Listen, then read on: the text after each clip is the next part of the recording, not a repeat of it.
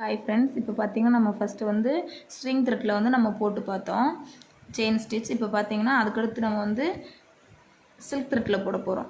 First வந்து இதில் பழகணும், இதில் பழகிட்டு தான் நம்ம வந்து இதில் பழகணும். அதுக்கடுத்து பார்த்தீங்கன்னா சரி த்ரெட்டில் போடணும். இப்போ இதில் எப்படி போடலான்னு பார்க்குறோம். அதே மாதிரி தான் மறுபடியும் நம்ம கையை வந்து ரெண்டு விரலுக்கு இடையில பிடிச்சிட்டு ஒரு சுற்றி இப்போ நான் உள்ளே கூடி கொடுக்குறேன். பாருங்கள் என்னோட ரெண்டு விரலும் வந்து கீழே ஃப்ரேம் கடையில் இருக்குது. இப்போ நான் எனக்கு வந்து ஆப்போசிட்டில் வந்து ஊசியை வந்து உள்ளே குத்துறேன். குத்தி எடுத்துக்கிட்டாச்சு, நூல் எடுத்தாச்சு.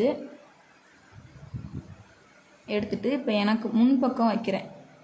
இந்த எண்டு இருக்குது பார்த்தீங்களா, இது வந்து கொஞ்சம் லேசாக வளைஞ்ச மாதிரி இருக்கும். அதான் நம்மளை வந்து கொக்கி மாதிரி பிடிச்சி மேலே இழுக்கும் நூலை. இதை வந்து நான் உள்ளே விட்டு கீழே ஒரு சுற்றி நல்லா பாருங்கள்.